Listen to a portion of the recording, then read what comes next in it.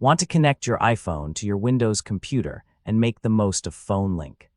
In this tutorial, I'll show you how to set up Phone Link with your iPhone, explain which features are available, and help you start using calls, messages, and notifications right from your PC.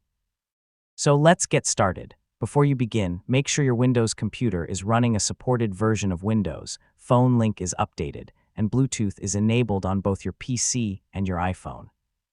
These are required for a successful connection.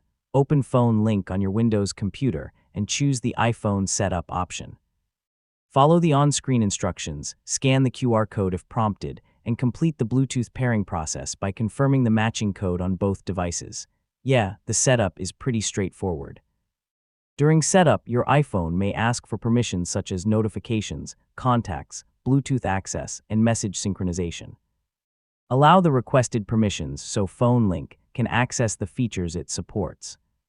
Once connected, you can use supported features like viewing notifications, sending and receiving messages, making and receiving calls, and checking your phone's battery and connection status.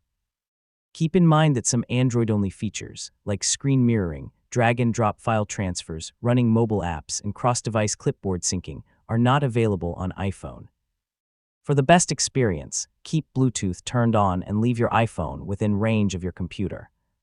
If the connection drops, Phone Link usually reconnects automatically when both devices are nearby. If Phone Link isn't working as expected, restart Bluetooth on both devices, check that Phone Link is updated, and confirm that the required permissions remain enabled on your iPhone. Removing and pairing the devices again can also solve many connection issues, and that's how to use Phone Link with your iPhone.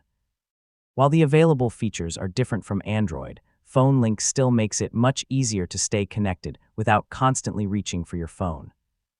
Thanks for watching. Don't forget to subscribe for more Windows, iPhone, and technology tutorials, and I'll see you in the next video.